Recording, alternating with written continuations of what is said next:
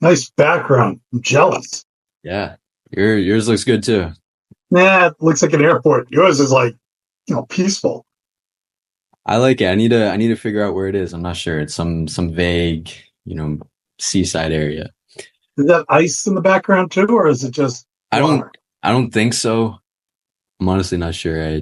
I used a I actually it actually isn't probably a specific location. I used the Zoom has this AI thing where it can generate a background for you. So I used that for this. Very cool. But yeah, I appreciate you, taking the time to speak with me today. To give you a bit of because I know it's kind of vague. I just messaged you on LinkedIn to give you a bit of context as to what I'm hoping to achieve here.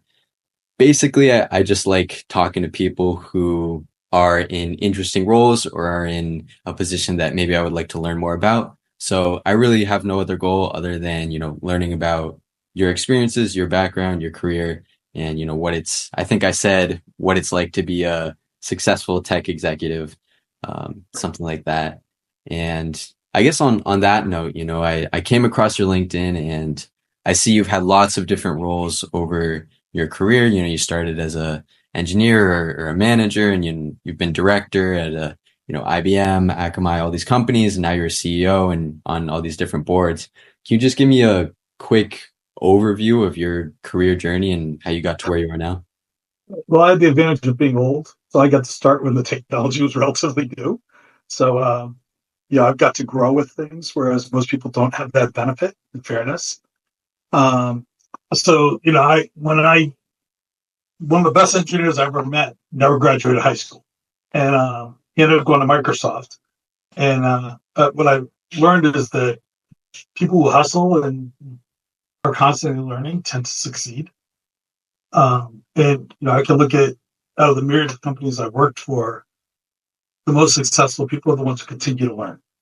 So one of the things I always try to do is learn new things all the time. I try and meet new people who are way smarter than I am, and I try and find the right mentors to help guide me on the journey because much like what you're trying to do, it's very hard to figure out how you're going to navigate. Today's world is radically different than when I started. I've been doing this 30 plus years. If you look at my resume, um, I have a son who's 26, and he talks to me about the challenges he has, and they're very, very different than when I was a kid and when I was coming up with technology. And I think that it's a harder world in all honesty and fairness, not only from a job perspective, from starting a family or buying a house. You're going through problems that we never had, and I think the people who are going to kind of come out of this are the ones who are constantly learning. Tech moves much faster than it used to, um, and they find the right mentors who help them find the right opportunities to grow, and they're not afraid to ask questions. Um, One of the things I learned when I went to IBM is one of their senior executives before I got there had a conversation with me. He goes, "It's your opportunity to learn." Because the best, most important thing you'll ever get at IBM is the ability to learn. So learn as much as you can, take advantage of anything you can do. And the first thing I did when I got there, I think day three was look for a mentor. I had a phenomenal mentor. He's now on the board of IBM, but he will he treats me like his kid. He tells me that I'm stupid. He said that many times. Why are you doing this? This is the dumbest thing. What would make you think this was a good plan? But he'll also, kind of help you navigate the journey. And what I tell people, particularly in your state, you got to find the people who are going to help you find those opportunities and look for the cool technologies that's coming out. We're still seeing technology that started years ago. Virtualization and cloud was 1960, right? I mean, David Wong. I was doing AI 20 plus years ago. I just know it was AI, but I mean, the math's exactly the same.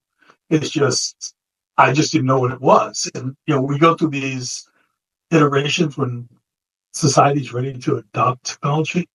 And usually there's someone who's been doing it for 10 or 20 years. You can probably find who could tell you the ins and outs and the secrets of where to navigate. But, I tell everybody the most important thing you do is find a good mentor who can help you figure out the challenges and create opportunities for you. Yeah, and on that note, because that's a very common thing that people hear. It's like, find a mentor, find someone who is in a position where you want to be. And I guess the natural follow up is, how do you do that? And obviously you want to, I'll make it more specific. I guess my question is, do you want to be specifically seeking someone out, as you said, hey, here's a possible mentor, let me evaluate them. Here's another one, let me evaluate them. Or is it more important to have a general idea of where you want to go and focus on your own things, and then not by chance, but it kind of happens naturally on its own? Or do you want to, because you're focusing on your own things, or do you want to specifically maybe find candidates and say, hey, let me go almost evaluate them as mentors? So I'm gonna say two things that are contrary to what everybody's gonna tell you. Yeah. But it's something I learned at IBM. One, you don't have to have just one mentor. I used to have a board of mentors. I had 12. I used to actually keep 12 mentors going all the time. Um, and what I did was I looked for people I could learn from. So I didn't look for a specific role. I looked for people who had skills or insights that, I thought were remarkable or really smart or, um, you know, outstanding in their area. And, the easiest way to get a mentor is to ask. So 90% of people never ask. My first mentor at IBM was my general manager at IBM. And I sent him an email my second day there. And I said, hey, can I get 5 minutes of your time? I was told I should go find a mentor by the senior executive when I went to IBM. And, I looked you up and you seem like you'd be somebody I could really learn a lot from.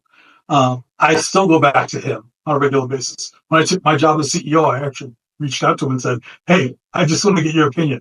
Am I completely off base or does this really make sense? And he's never steered me wrong.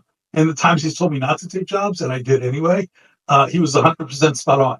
He would like literally look at me like, I told you 3 times, don't do this. Why did you think that was a good job? And, one of the best pieces of advice I've ever gotten from somebody is sometimes moving forward is moving sideways. So lateral movement sometimes opens up the path to go accelerate your career faster. It's not always a straight line to where you want to get to. And sometimes you have to move back in chess. Uh, that's the hard thing to remember, at least for me. That was always a hard thing for me to do, is to think, okay, wait a minute, let me step back and think about this from a big picture perspective. My goal is to be happy. Maybe I don't want to travel as much. What are the jobs that I'm going to take that are going to put me in a position where I'm going to be happy? I'm going to continue to learn. I can continue to contribute to society and still feel like I'm getting what I need personally. And it comes down to your values, right? I'm at this age, I'm old. I'll be brutally honest. I'm an old man. Um, I have come to the conclusion a big chunk of why I make some of my decisions are giving back. So I'm always kind of thinking like, okay, how do we give back to the next generation, especially having kids who are now one in college, one who's been out for a long time, going to the Marine Corps, um, seeing the challenges they face and the concerns I have for them. How do we make it a better place? And I'm part of the National Security Foundation for that institute for that reason, right? Because it was an opportunity to get back and an area where I can use skills I developed that maybe weren't easily accessible. I guess, how long has it been since you've made that shift in terms of, hey, I want to prioritize giving back as opposed to maybe, I don't know, personal development or success? I think it was 5 years ago, but I should have done it much earlier. So, it's funny. When I was at IBM, we gave back. You kind of were required. There was an aspect of IBM that most people aren't familiar with that's unique. And there was a expectation as you got to a certain level that you were giving back every year. And we had things like charitable contribution, you teach classes, you do a whole bunch of these things. I'm not sure I really recognized the value of that at the time. I think it was a brilliant aspect that was brought forward by the leadership team that I completely didn't fully appreciate at the time. As I've gotten older, it became clearer why it was so important and how meaningful it was, as to society as a whole. The fact you can go teach a class teach a class and impart wisdom that kids would never ever get to learn. Because all they hear is the books, but they don't really know how things really happen. And then when you start to tell them, they all get excited. They're like, "Oh, this is really interesting." Um, there's a whole bunch of older people who know that. One of my biggest concerns is we moved to the shift of organizations separating older people quickly. IBM went through a phase of doing that, Yeah. and the current leadership does not believe in that. But there was a period of time when one of the leadership teams did, and or at least from the outside, that's how it appears. And I think that costs them. It costs momentum. It costs it's loss of institutional knowledge. I can tell you how certain things work that you would never find in a book, just because I was involved in their creation. I remember how that code worked, or I remember how this business opportunity really came about. And then there's the glorious gratification that happens after the fact when people post analyze things and they kind of whitewash some of the painful parts that are actually really helpful to the next generation on how to deal with problems. Yeah. On that note, I mean, what would you say has been your favorite way that you've been giving back? Because I think this maybe I saw on your LinkedIn, I think it started in 2015, which is earlier than 5 years ago, but you've been an advisor to, I think, is it MIT PhD students who are looking to start, cybersecurity companies, and the idea being, hey, maybe they're these bright young kids, they have this technical knowledge, but they maybe don't have the business experience. Would you say that that's been one of your favorite ways of giving back? I think that, and I think sometimes when you're teaching class or you're working one-on-one with a class of kids, it's actually really valuable. And it's funny because I reflect back on times I've done those things that I don't put on my LinkedIn, and I don't talk about doing some of those things. Right. And I recently was going through my LinkedIn and my history, and I'm like, oh, there's a lot of stuff I did that I just took for granted that are meaningful. And at the time, you just kind of look at it as it's for me. I'm giving back because I feel good about doing it, but it actually is a broader context that just it felt good for me to do the right thing. So That was something that I'm curious about, though. That sort of advisory role, because it's an interesting dynamic. You have these brilliant kids, but you can't. It's hard to study how to run a successful company. I mean, you can do it, or rather start one. But my question to you would be, what advice do you give these students? Do they come to you with a very specific problem, say, "Hey, I need help with this," or is it just like, "Hey, I have this idea. What do I do? I don't know anything about business." I think there's a What little does bit that of look like? I think both things happen. I think the best advice I can give you is there's no cookie cutter answer. Everybody's going to tell you that you run a business the same way every time. It doesn't. Every market's done. What I used to tell everybody is the key to success is going to be how you adapt, right? So you're going to have a lot of things thrown at you. You need to be able to adapt to change. If you're static, you're going to die. And don't be afraid to ask for help, right? And that's actually really counterintuitive for most people, asking for help.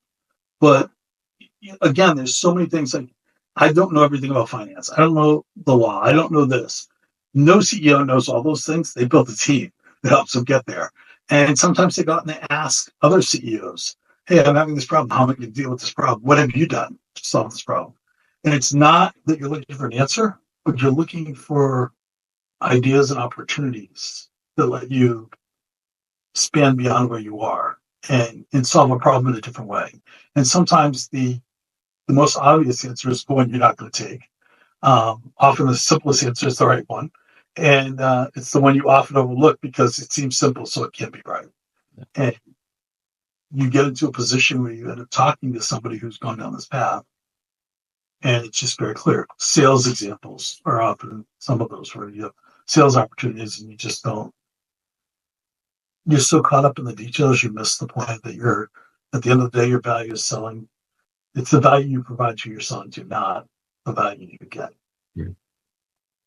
What would you say is one of the most common mistakes that you see these PhD students make when they're trying to start a new company? They try and do it alone, don't ask for help. Yeah. It's very common that, it's everybody thinks they're the smartest guy in the room. rarely are you the smartest guy in the room. The key is to learn to listen. I learned that from an IBM executive. Um, People will tell you what they need from you and how they need help. The question is, are you listening? Um, and then, um, you know, being able to go out and not do it yourself. You're almost never the smartest guy in the room. Even if you're the smartest guy in the room, you're not the smartest guy in the room. So you just have to kind of let that go, let your ego go, and just kind of move on from there.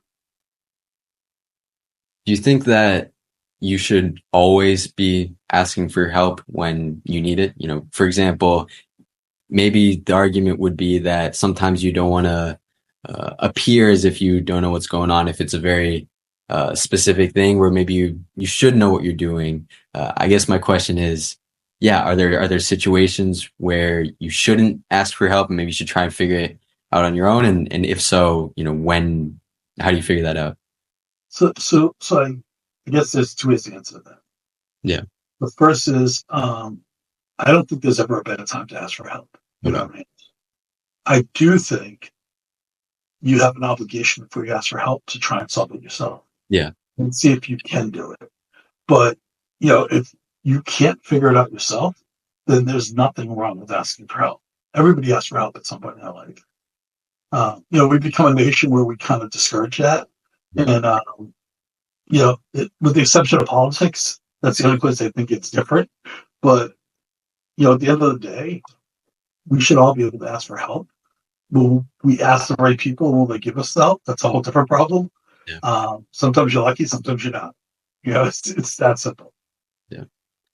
I do agree with you on that in terms of, you know, asking for help or even just asking more generally. Very, you know, there's a saying, you know, you don't ask, you don't get, or closed mouth doesn't get fed. And, you know, me personally, for example, last spring I was looking for an internship because I had something that I was thinking I was going to do. It wasn't confirmed, but it was kind of a verbal confirmation. Then it ended up falling through. So it was maybe April or I think it was May. And I'm like, I don't know what I'm going to do this summer. You know, I have no clue what's going to happen. So what I did was I emailed maybe 200 or a few hundred different, uh, people at different investment firms. Cause I study math and computer science, but I'm interested in trading. So I emailed 200 different people at these companies and most of them didn't respond. I got some responses. I got on a few calls, and then there was one that it ended up working out, and I interned there that summer. And we're still working on a project together right now, and it's been a very good relationship. So it was a great situation. But the lesson there is that you just have to, like you said, you just have to ask. Sometimes things will work out, sometimes they don't. But if you don't try, you're never going to know. And I think people get too, especially young people, get too worried about, oh, what if they say no? But it's like you're already in a no state right now. You already don't have it, so might Right. as well try. No, I think that's a very mature way to look at it. And statistically, even though you had one, I would hazard a guess out of a large number of non-respondents, they didn't even see your message. It Right. went to spam, it got picked up by something else.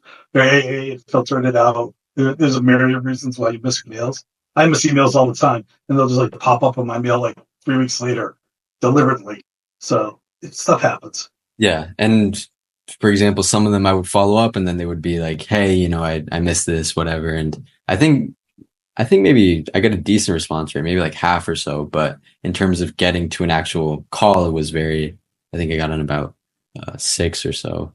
But yeah, one thing I did want to ask you about, which you were talking about earlier, being constantly learning, and then also the idea of sometimes making a lateral movement in order to go forward. And my question to you would be that you've been in lots of different types of roles at different companies throughout your career, and also with the idea of a mentor. My question would be, before every career move, did you have a similar mindset or similar process before making that move? For example, were they all planned? Did you seek a mentor before making each of the moves? Did you learn skills before every move? What thought process, what state of mind were you in for all these different career changes? So my experience has been I've always looked for, well, one, typically I never planned any of my moves. Okay. I should have, I didn't. In my field, you should probably move every 2 to 3 years. I didn't do that.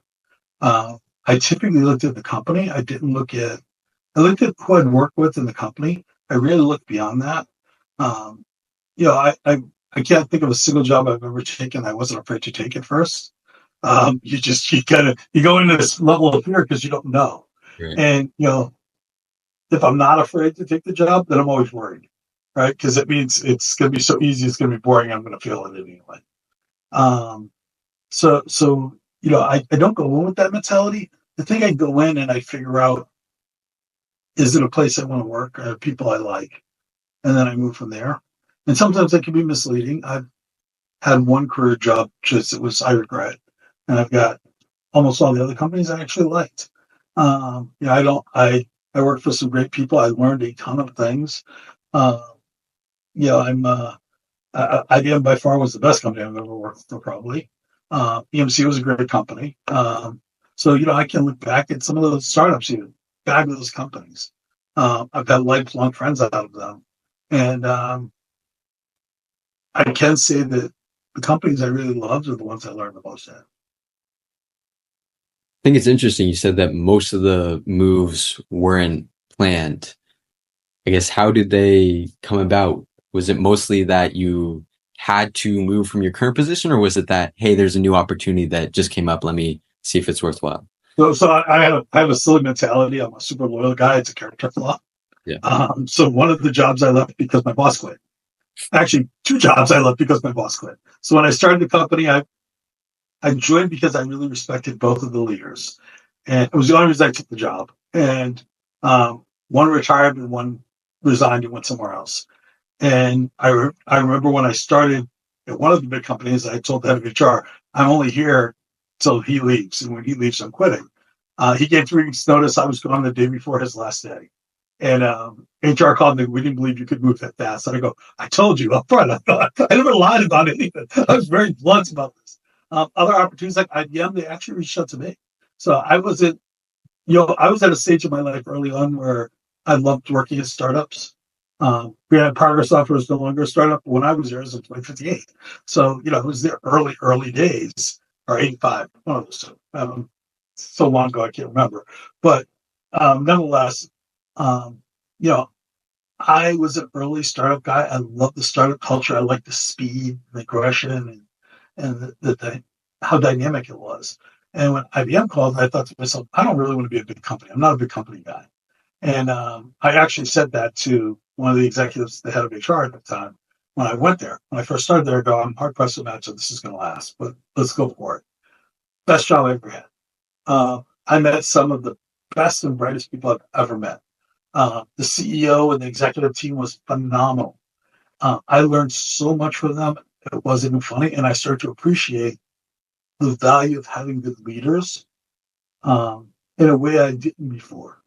When you're away from the executive team, it's a very different story than when you're suddenly sitting in the CEO's office watching him day to day. You're thinking to myself, wow, this guy's freaking smart.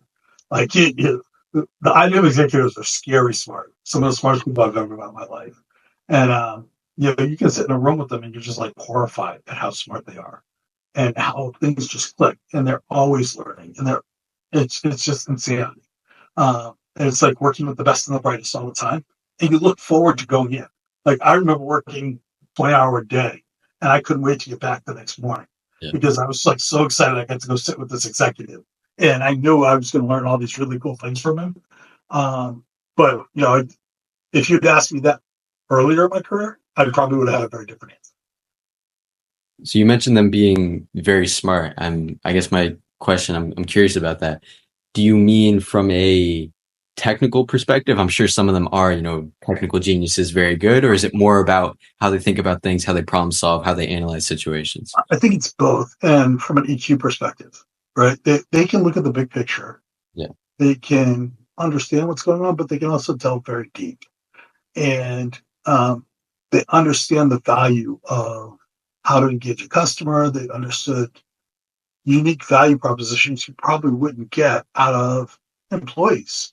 and how their interactions work and how to get the most out of somebody, or when to make an investment in something, when to double down. Um, one of my early success failures, I worked for a startup and I built this device for the startup, and I was really proud of myself. I spent $1,000 on it. And I walked around all excited, and they're doing tours and they're showing people. And the board, I get invited to the board meeting. And the first thing that happens is one of the board of directors starts yelling at me. Why did you ask for $100,000? And he's like, you know how much money would have made if you'd asked for 100,000? And in my head, I'm thinking, I didn't know I could do the $1,000 thing, let alone this massive thing.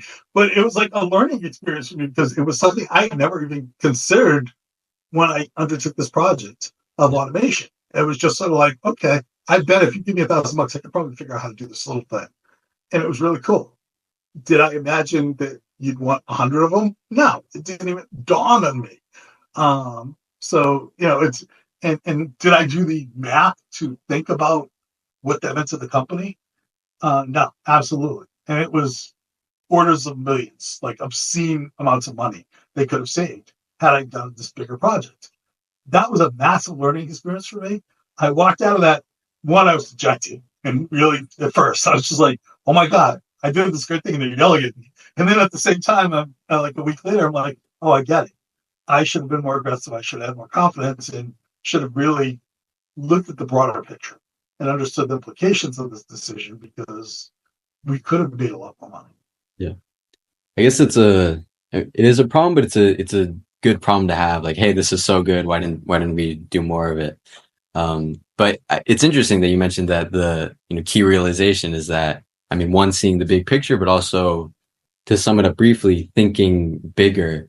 I guess my question would be, is that something that you think you have maybe developed over your career, thinking bigger, going for something that seems like it might be, out of reach, doesn't make sense, even delusional. You hear it all the time. You wanna do that. You wanna aim for things that are, so out of reach. I guess my question is, how do you do that with goals? I mean, do you always want to do that? Do you want to keep it realistic? How do you view goal setting? I think there's a balance. I think moonshots are great. IBM has a moonshot project all the time. So if you remember Watson on Jeopardy, that was a moonshot project, right? The quantum computer was actually a moonshot. Something they weren't sure they could do, but they said, it's a big enough opportunity, we'll go for it. We're going to do something that's just so out of character. But at the same time, they were running the business. You look at when Watson and Jeopardy came out, Sam was the CEO. Sam had an incredible amount of knowledge in his head. I mean, I remember I used to sit there and be like in awe because he'd speak at an event. I'm like, how does he remember all this stuff? And he could tell you crazy statistics that you're just like, how does this man know so much and keep it in his head? And there were a lot of leaders who did that, but I think it's that ability to see the big picture, but still be able to focus in on the smaller things. And that's a skill you develop over time. Would you say that's the most important skill as far as being a successful executive or even making it to that level? If you're at a big company, yeah, I think that's one of the most important. Well, I think the most important skill is communication. The second most is to be able to do the big picture. I agree. If you can simplify something really complex and distill it, it's not a skill that's lost today. You're more likely to be successful because you can relate to more people. You can get your idea across and help progress things. Yeah.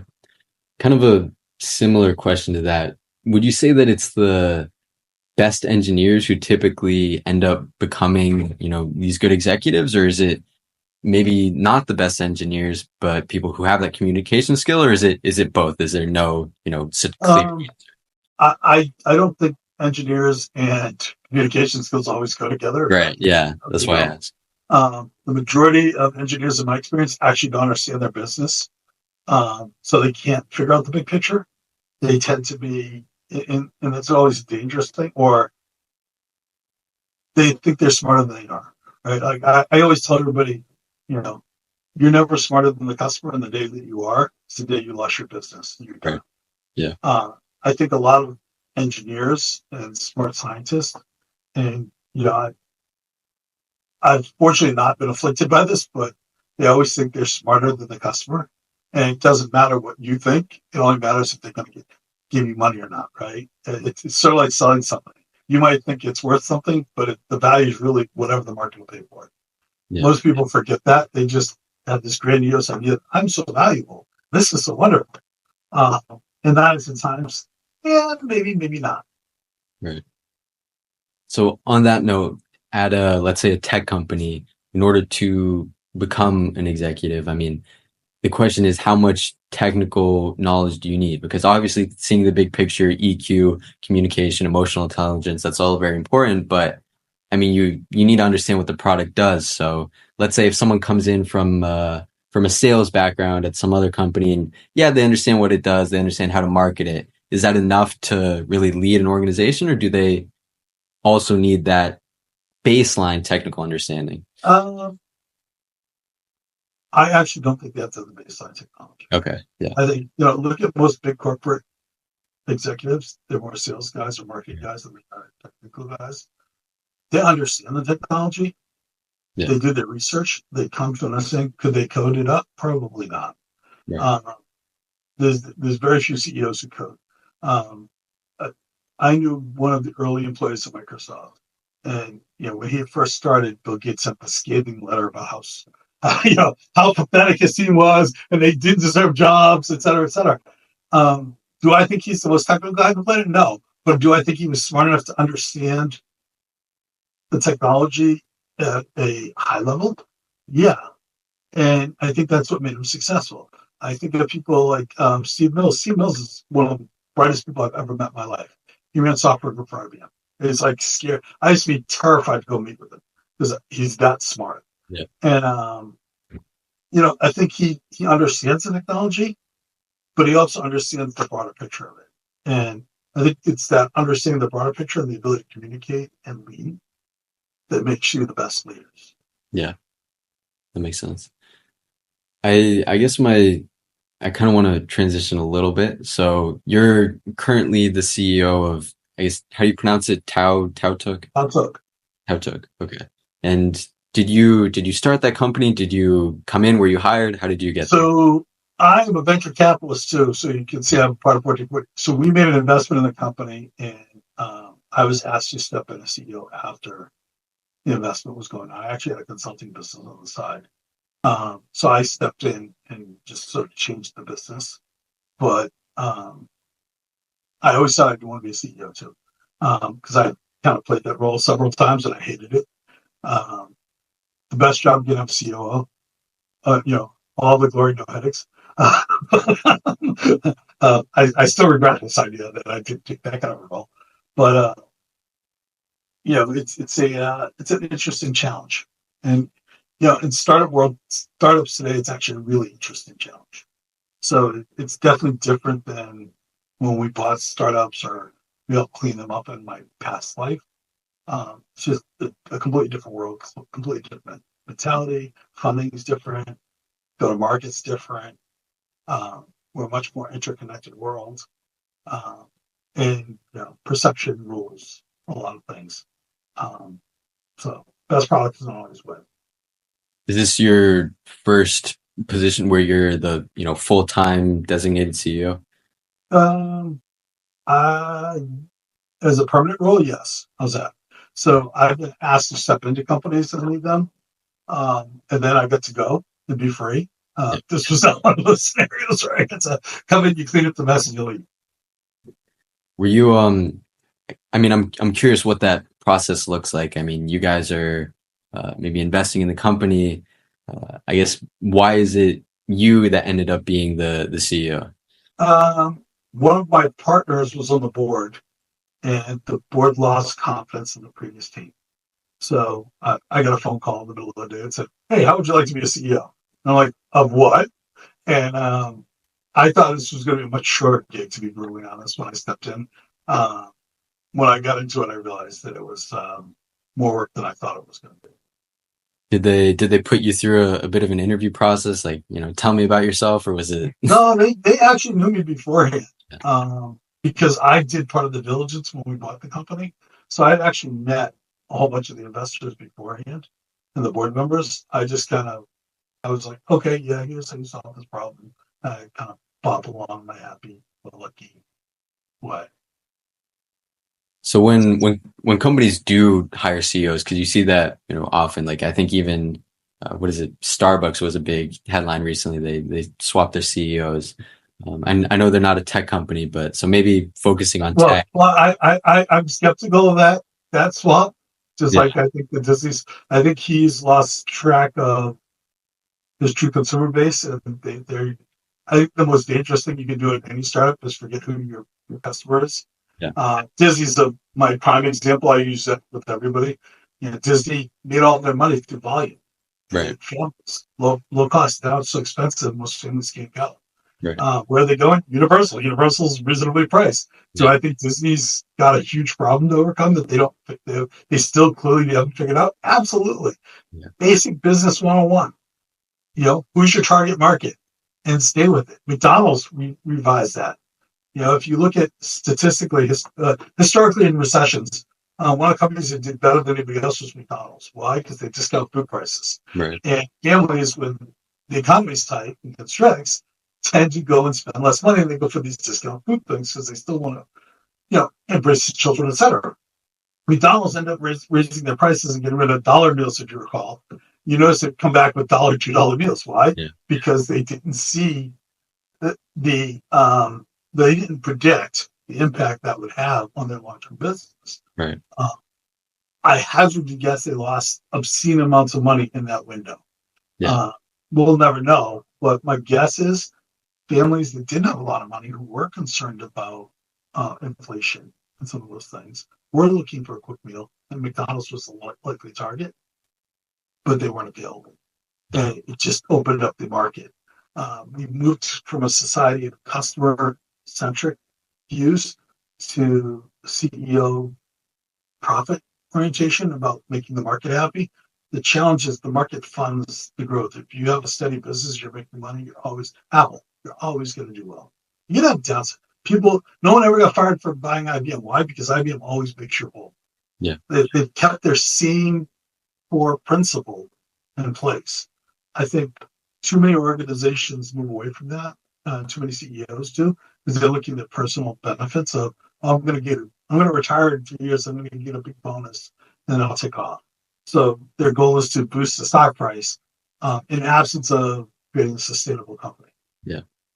I mean, if you are that CEO, I mean, part of it is, the right, it's like the carrot and the stick. Part of it is the carrot, like, yeah, I want this bonus. And then the other part is maybe you have a board or you have investors who their primary motivation is to raise the stock price, raise the valuation. So I Oh, guess not I, always, but sometimes. So as a yeah. CEO, let's say you have these two competing interests and they're both important. You want to do both, but how do you decide which one you want to prioritize?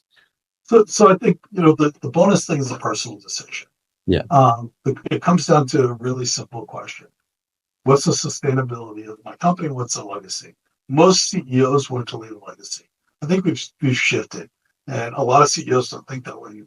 They think of it as a short term gig and not about what they're leaving behind. IBM's well over 100 years old, right? I think it's the oldest tech company in the world, one of the oldest companies, period. It was all about the legacy, right? For many, many years, they didn't do anything that would disrupt continuity.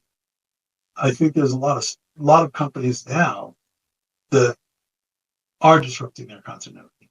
They are not focused on their core markets.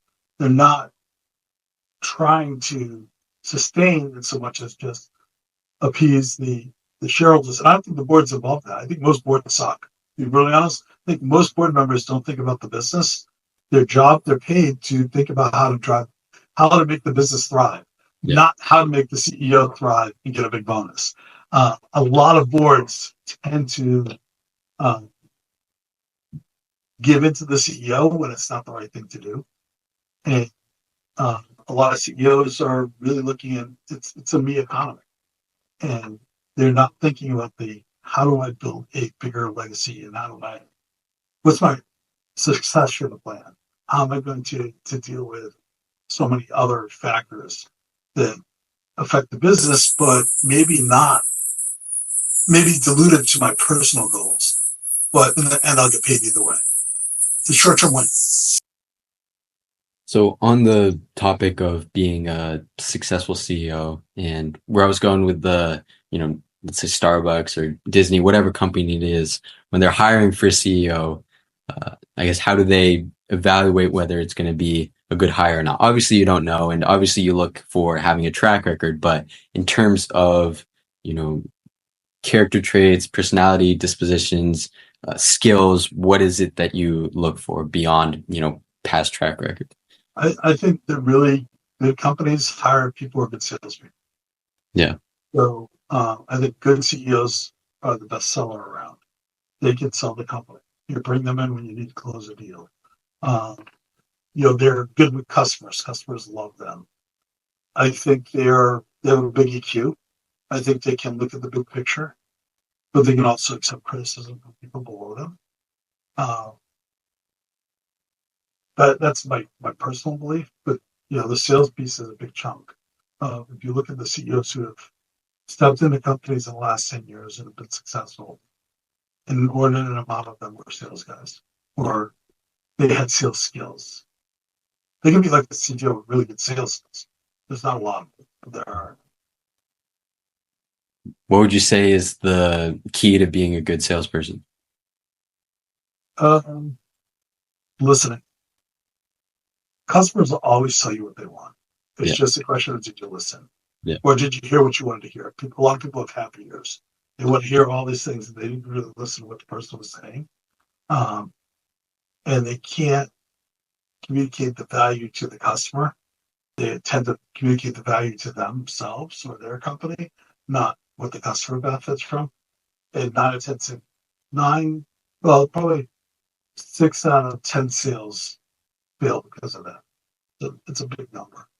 Uh, I think you've got to be a good listener. You have to have some EQ. You have a little charm or charisma, right? It's, I always tell people I used to do sales training, executive sales training, and I explain to people, it's when you're going on a first date with a woman, the last thing she wants to hear is about how awesome you are. Right. The whole conversation is how awesome you are. You're probably not getting another date. Yeah. Same thing goes with sales. 9 out of 10 companies go and they tell everybody how awesome they are. They forget to say, hey, what's the problem you need us to solve? Why? Right. Where can we help you? Where can we make you better? Right. It's building a relationship. Right. Yeah, and I had a sales job last summer, just a kind of entry level thing. It was actually commission only. It was kind of just doing cold calls all day, and I'm glad I did it, even though I really didn't make any money, a tiny bit.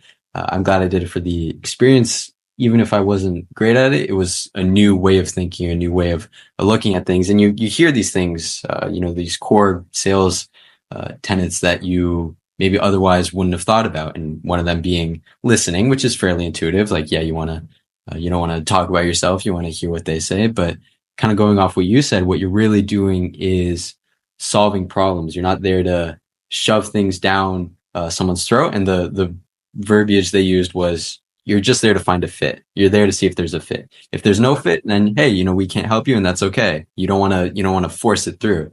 So the framing was that you're on their side. You're trying to see if you can help them. Hey, if we can help you, then yeah, here's, this solves your problem. And going off that's just a bit of my background. And I guess I'm personally curious because I had that experience. I wasn't, one of the most successful guys there, but I did learn from it. So when we talk about CEOs mostly coming from a sales background, I've heard that too, and I agree with that. Would you say that generally means literally, being a top sales guy before, or is it more so having the communication skills and being It's able having the talent to be a good sales guy. Yeah. So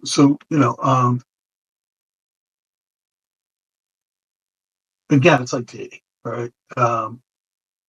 People who can persuade a woman to marry you, especially in today's world, probably are pretty good sales guys. They're pretty charming, whether they know it or not. You were able to convince another human being they want to spend time with you. Yeah.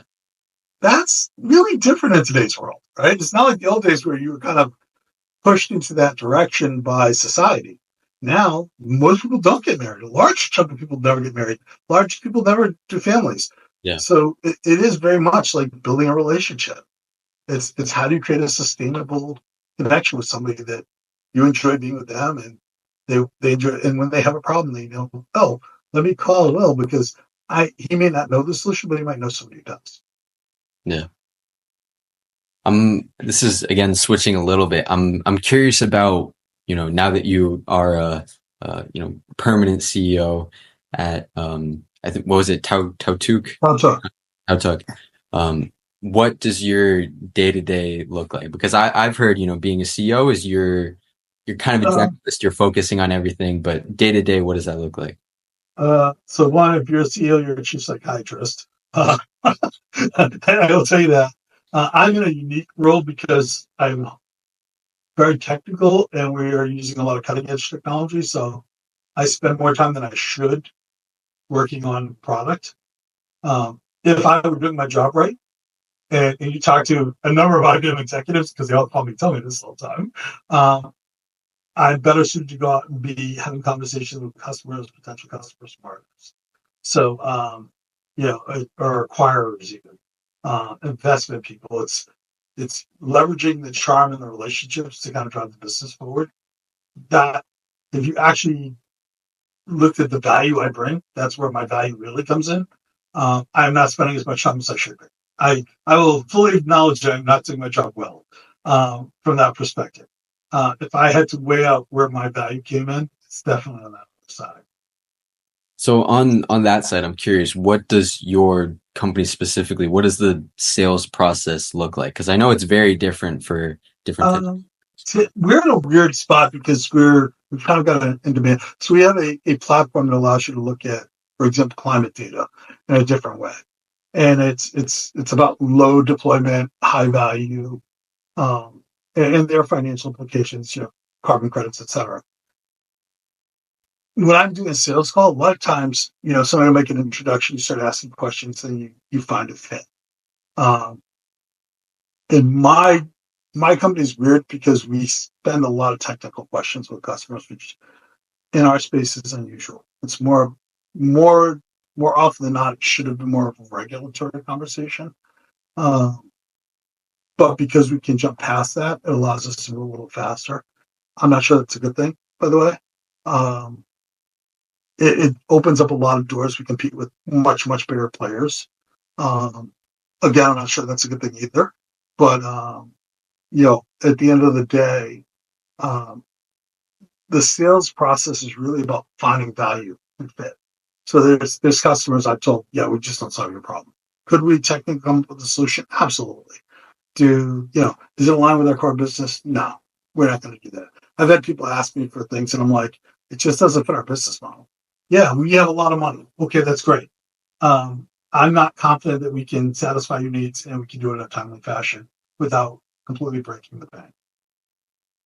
Um, it's sales is weird for us, but I would say if I were at many other companies and I've done sales training, executive sales training for places like Akamai, um, typically it's a much cleaner. You can do research on what their problems are. You go and you maybe you have somebody who does a cold call and opens the door. You get in front of the executive, you put a pitch together that talks about how you solve their problems, not about why you're awesome, not about why it's important that they buy your product. How do I solve your problem and make you happy? If you can do that in the first 5 minutes of a call, 9 times you're going to convert that customer. Yeah. Most people start their conversation with stupid stuff about why it's important to them. And at that point, the customer shut off, and now it's just you're droning. And I was the primary buyer for one of those companies of technology. And I used to kick people out all the time. I'm like, okay, that's great. You don't understand my business. You don't know what my problem is. You're just telling me I need your solution. That's wonderful. Yeah. Come back when you can tell me how you solve the problem I care about, not one that you care about. Yeah. It's sort of going off that. I'm personally curious if, and this doesn't have to be in tech, maybe it's in, VC, finance, something totally different. Would you say there are any types of roles where the primary function is to, in a sense, establish a relationship? And what I mean by that is, because for example, I like the idea of going up to someone, talking to them, saying, getting to know them, having a quick conversation, not really small talk, maybe a bit more, but like, just going up to someone and talking to them. And now you can say that that is generally going to transfer over well into sales, but in sales, if it's a cold call, if it's a sales call, you have an agenda. It's not the same thing. The goal isn't to, it's like, yes, you're establishing the relationship, but you're doing it within the scope of a product as opposed to getting to know the person. So I'm curious if there's any type of roles, maybe in the investment world, like, So I don't every know. role, Yeah. I'm going to give you the generic answer. Every role you have, if you're going to be successful in your career, is going to start with building a relationship. Right. Even if you're selling a product, the first step is to build a relationship. Yeah. You're trying to find something in common with that person so you can have a dialogue, and then you can sell the product. Right. If you start off with, I just want to sell you a product, it's Yeah. disingenuous. People pick up on it. You're never going to get there. If you're an engineer and you want to add a feature in, you got to get other people to work with you. Guess Yeah. what? You're going to build a relationship. You're going to have a conversation with them. Yeah. It might not be a sales-like conversation, a traditional sales-like conversation, but you are building relationships, though. Yeah. Yeah. I just meant if there may be anywhere that's kind of the, maybe not the sole focus, but the primary focus. For example, say like you're the designated guy, maybe, I don't know, maybe you go to all the conferences and you talk to, I don't know, something like that. Sales, biz dev, yeah. I think you're going to do that in business development. I ran business development for Akamai's security business. M&A, you're going to do that. Venture, you're absolutely doing that. Yeah. If you're a general manager, you're going to do that. I mean, there's a lot of rules like that. But is it sole role? Venture capital alone, you're doing that all the time. Right. If you're doing biz dev, you're building relationships. Yeah. Speaking of venture capital, I think what is it, 1414 Ventures, right? You're the company you're involved in. I'm curious as far as what you look for when you're evaluating a new company, because different firms have different investment theses, different frameworks. Obviously, you do your due diligence, you check to see if some of the numbers make sense, but fundamentally, what is it that you guys look for? So we do digital identity is our primary focus, our thesis. We're more of a specialized firm. We tend to look at a number of factors: product, the people in the team, the market size, and we get together. We combine those metrics into a scoring system. So if you think about the marketing 4Ps, it's the same thing, right? Product, price, place, promotion. The difference is promotion. We look at team or people. Would you say that to be a successful VC, you want to have very specific domain knowledge ahead of time so that you can make investments within that space? Not necessarily. I Not mean, I necessarily. think no. I would say not necessarily. I know a lot of VCs who are not super deep in their area, but they're very, very good at what they do. So what does it take to be a successful VC then? I think it's that relationship building ability. It's the ability to. There's a saying: you don't have to know the answer; you just have to know how to get to the answer. Right. A lot of really good VCs know who to call to bring somebody in. Like, hey, I need an evaluation on this technology. You've been doing this for a long time. Can you hop into this call and tell me, what you think? You'd be like, oh yeah, these are the problems. This is why this won't work. This is why this is great. This is why this leader is disconnected, or this leader is just phenomenal, and you want to hire him. You kind of go through all those machinations, but yeah, I mean, you don't have to know the answer; just know how to get there. I think it's the harder part's finding the deal flow, the really good opportunities, Yeah. and the gems that stand out. And you say, yeah, I believe this guy's going to take off. I mean, this is a common idea that you're not, yes, you're looking at the company, but you're really betting on the founder. Would you You're say that? betting the founder. You're looking at where they're going to market. Is it the timing right? So one of the people who provides mentorship and is a good friend, an advisor to me, was one of the original investors in Apple. And he often brings up, he recalls first time he met Steve Jobs. And, he says, he was confident he was going to solve. Yeah. Like he met him and he's like, there was something about him he knew. And he just had that gut feeling, yep, this is going to take off. Yeah. So I hazard to guess, anybody could argue that was a good investment, right? Apple's still shines the rest of the market. Yeah. I think there's people play a massive role in what's going on. And how open are they to feedback? You know, how adaptable are they? There's a lot of factors to play there. The reason I'm curious about that is because to me VC seems like it's a field where you don't need as much of a hard background requirement. For example, like if you want to do, I don't know, private equity, typically you want a banking background. If you want to be, a software engineer, there's a clear technical thing. VC, it's like, yeah, there's some finance to understand. You deal with people, but it's not like there's a clear, path to it or clear prerequisite. So, uh, I think, so one, I would say private equity and venture aren't that different. yeah. I've lots of friends with private equity guys, and they're very, very similar to most of the venture guys I know. They just have more money to play with, and they have Yeah. better structure. Um, I agree with your thesis. You have to be an expert in that area. In fact, most don't start off as experts in the area that their thesis is in. They do learn. Yeah. Right. I don't want to take up too much of your time, so I got a few more questions. Two of them being kind of big picture, tech landscape things. The first being, and I don't know how much you pay attention to this, but I guess general thoughts on the tech landscape in the EU, because you're hearing all these. I read something in the journal today about how I think there was an open letter led by Meta and maybe other executives to, I guess, yeah, it's an open letter, but basically saying that, hey, there's so much regulation here. We're following behind the US. We need things to change if we're going to keep up. So what do you think about what's going on in Europe? I think the EU defines the regulations, the US defines technology, and sooner or later they catch up to each other. I think it's easy to whine about too much regulation because we're not driven by fundamentals anymore. And as a result, people are wanting more and more about regulations. I think, look at how we used to judge companies 20 years ago. We looked at how much they put into research and development. We looked at what their customer return rates are. I'm hard pressed to recall many conversations on Bloomberg or anywhere else that they talk about how much research money is spent. What percentage of your revenue is spent on research? Right. We've moved away from the fundamentals. Yeah. And I think that's one of the reasons people are whining. And because we're measuring on different things. I don't think that's a good thing. I think that the big companies that we idolize all were built on structure in the past. Yeah.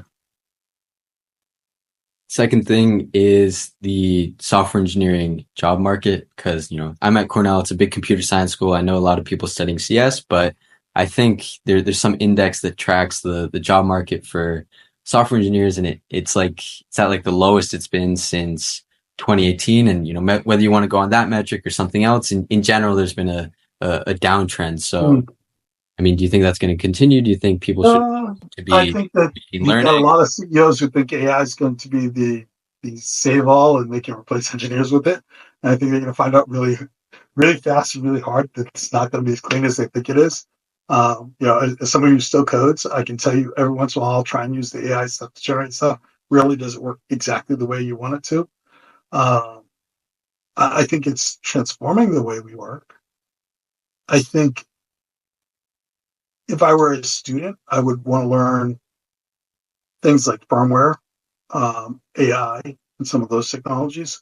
And the reason I say that is because I think AI is fundamentally statistics. So you actually think about the math. It's not print search rates. It's Bayesian math. It it's not elite for most CS majors to do that. I think it's intimidating. It's spun a certain way. I think the way we teach it's stupid as shit. Excuse my language. But I think those jobs we're gonna have more and more people who are gonna want to have skin eye. We're gonna have more and more people who are gonna have mobile apps. iOS 18 just came out, right? More and more people are gonna have creative ways to build applications faster and better. They're gonna have to maintain them. They're gonna need them. I don't think I'm gonna go back with a different analogy. I worked for a financial company once in my career, and I used to sit next to this woman, really nice lady. She programmed in COBOL. I'm hard pressed to think of how many people use COBOL. Yeah. She still has a job. Why? Because most banking systems are written on COBOL. All the people left. So now she got paid 4 times what everybody else got paid. She sit at her desk and she had a little TV there and she used to watch soap operas all day Yeah. because they needed her. They know they need Yeah. that technology and they can't find anybody who can do it anymore. Domain knowledge. Yeah. Yeah. We kept saying everybody's going to Microsoft. All the companies have tried to move over to emerging technology to run their finances. Strange enough, they're still on old systems. So, but what does that say? Those jobs aren't going away. Yeah. The kids who understand those languages and those type of things are going to be the next value prop. They're the next gold. Yeah. Because the day the bank can't actually keep track of what its money is or report on it, it's the day that bank goes out of business. Mm-hmm. And they're going to be hell bent on finding somebody who can keep those systems running. Even if they only break once every blue moon, they want to have somebody on the hook just in case. Going off that, do you think we're in an AI bubble? I think we're in a false AI bubble.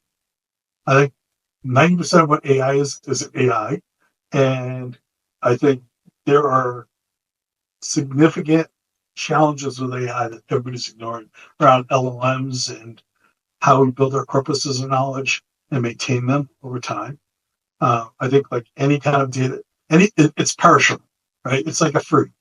Your LLM is only so good for a period of time, and then it starts to erode, decay. How do you keep that maintenance up and continuity? That's a different challenge. I think it's a great buzzword. It's really cool. It's been around for a really long time, and we'll move on to the next cool thing next. There'll be something cool right after that. All right. Last thing is, how does Harold get to owning a G700? How do I get to owning a G700? I get the right board positions and I sell my company. There we go. I don't see that happening anytime soon. It would be really nice, Yeah. but it's highly unlikely. You never know. I mean, gotta remain hopeful. I'm cautiously optimistic and I have a dream. I just don't. I'm also practical enough to say that the odds of winning the lottery aren't super high. If they were, everybody would win it. And I think the value of companies are coming down, so it's going to make it a little harder to sell a company and make a ton of money. Do you believe in like putting things out there, like, oh, if I make it public that I want a G700, it's more likely, or not really? I think it psychologically makes you work harder to get to them. Yeah. How's that? Do I think that there's some mystical thing that's going to make it happen? Connect the dots? Hell no. I think everything you do is on hard work. Yeah. And you subconsciously are doing the right things to get there. Yeah. I think that's a good note to end on. I want to say thank you again for taking the time. This was a very insightful conversation. I certainly learned more both about your career and then also what it takes to be in the tech world, business world. And yeah, thank you. It's truth be told, I didn't share that much. I shared more about things I learned from other people. But I appreciate it. When are you graduating? Just because I'm more real curious. I'm graduating May 2026. 2026. Yeah. So what are you doing in preparation for that? Just because I'm curious.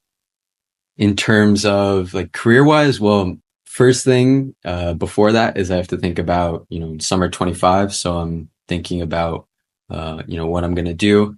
This, as I mentioned, this past summer I was at an asset management firm, a small firm in New York, and I'm actually I'm still working with the good thing about being at a small firm is that I got to work with the CEO, like the CEO supervised me, speaking of mentors, we're still working on a project together, which, maybe it'll be a company website. We'll see. We're working on it. So that's cool, but I'm probably not going to go back there next summer. So I'm, applying to a few things. I'm generally looking at investment type things. Like I study math. I've done some CS classes. I know basics of coding, but I'm not going to be a software engineer. Okay. So I'm generally looking at investment things for 25. After that, after I graduate, we'll see. It kind of depends on what I do next year. Everyone always asks me, because, just about me, I have I'm interviewing you here. I also have a thing where I go around, I started recently where I go around campus and I interview students, just like a short form, like social media, just like a 60-second, 90-second thing. It's called Meet Cornell. Every day you talk to a different student. And, but one question I've gotten a few times, like just, before we do the interview, I'm like, hey, who are you? Whatever. They're like, oh, you do math. What do you want to do with that? And so what I always say is that if I do something with math, it'll be something like trading. I'm the head of derivatives at the Cornell Quant Fund, where we're putting on the Cornell trading competition in New York. Actually, I'm designing the case for that. So that'll be a cool event. So I'm interested in that. So if I do something related to math, it'll be trading, investment, something like that, maybe VC. But if not, or rather, I always follow it up with, but maybe I'll do something totally different. I don't know. Like I had a sales job last summer, and that was just because, it seemed interesting. So I'm not fully set on a certain direction. I think broadly speaking, I like talking to people. I like meeting people. I like working on technical problems sometimes, but not purely for the sake of the technical problem. I like kind of, we talk about being a CEO, maybe not yet, but the idea of thinking about all these different things. Like, for example, before my sales thing, I was doing freelance marketing. So I think I'm interested in lots of different things, and I can, achieve success within any given domain, but I don't think I'm going to be hyper specialized and be the best in one domain. I think it's going to be whatever it is, something that combines different things, and what that is exactly, I don't know. So there's a gentleman, Alexander Fleiss. He runs Rebellion Research. Look him up and ping him on LinkedIn. Tell him I sent you there. Okay. No conversation. Insanely smart guy. I think it was the first AI hedge fund ever made. He teaches at Columbia. He teaches AI at Columbia. Math-oriented guy, very similar to you. Very, very smart guy. Very, very good guy. You should talk to him. Yeah. I think I've heard the name Rebellion before. I know Cornell has like a master's in financial engineering, and I think they do something at Cornell Tech, maybe partnering with Rebellion. I'm not sure, but I think the name's familiar, but I'll definitely go look it up. He's a really good guy. He's a very smart guy.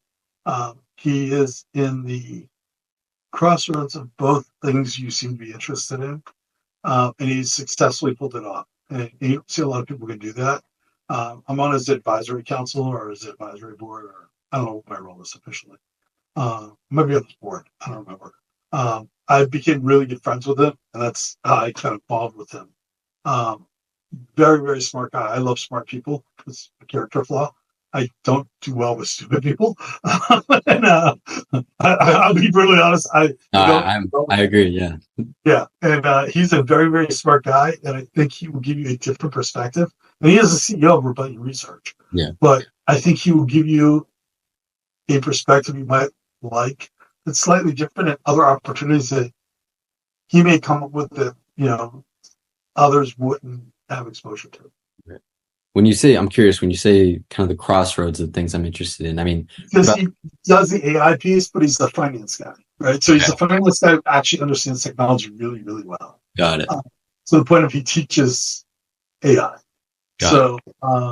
He is one of the few finance people who are super, super technical you'll ever meet. He's one of those people. And he will play down how smart he is. Yeah. But he's very, very smart. And I think he will open up different types of doors to you than anybody else could, just based on what you've said. Assuming you guys hit it off, I think you'll find he's one of the cool. His wife is a sweetheart. He's one of the nicest people you'll ever meet. Very, very smart. Yeah.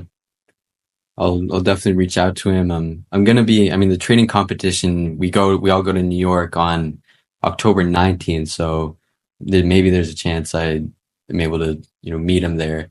You might be there. So yeah, I would send him a note, sooner rather than later. Yeah. And see if because he might be there. Right. And if he is, it's a great opportunity to meet him. He's a genuinely great guy. His mom's the nicest person in the world. Very, very smart. Same thing with his dad. His dad's a orthopedic surgeon. So very, very smart family. But his wife's brilliant. It's a scary bunch to hang out with because they are very, very smart. So it can be intimidating. Right. But he's an open guy, and if he thinks there's some opportunities, he might open up something for you. For sure. Yeah, I'll definitely reach out to him. And again, thanks for taking the time. I'm just thinking you don't want to go in the startup world. That's not all it's cracked up to be. Yeah, I would love to tell you it's a great thing to do, but I would discourage anybody from doing it. Okay. But it's my opinion. Okay. Yeah, a lot of stress. Yeah. No, that's what I've heard. I'll keep that in mind. All right. Have a good one. All right. Thanks. You too. Bye bye.